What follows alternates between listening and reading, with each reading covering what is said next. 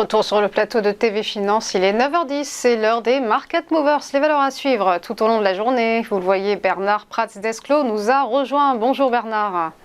Bonjour Roseline. Vous êtes le fondateur d'Iwinvest et on va commencer par une première valeur, celle de Sanofi. Le numéro 1 pharmaceutique européen reprend du terrain en bourse après un printemps plutôt morose. C'est ça, et puis en fait, même on pourrait dire que ça fait quand même 2 ou 3 ans, en fait, la crise du Covid a vraiment très négativement impacté cette valeur. On se rappelle de toutes les polémiques qu'il y avait eu en fait à l'époque. Et petit à petit, la valeur est en train de reprendre.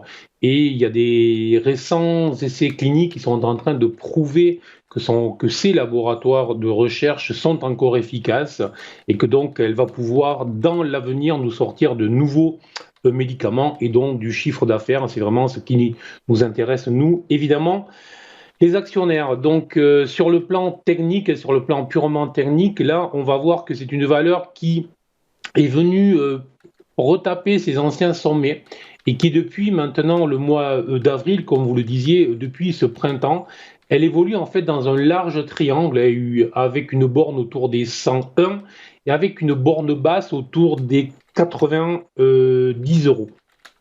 Et en fait, ce qu'il y a de très intéressant, c'est que cette phase de congestion, cette phase en fait en forme de triangle, a été créée suite à une accélération brutale qui avait été réalisée en fait au mois de mars et qui avait créé ce qu'on appelle en fait un gap de cotation entre le niveau des 87,74 et le niveau des 90,29 euros. Et là, il y a un trou de cotation qui n'a jamais été recomblé.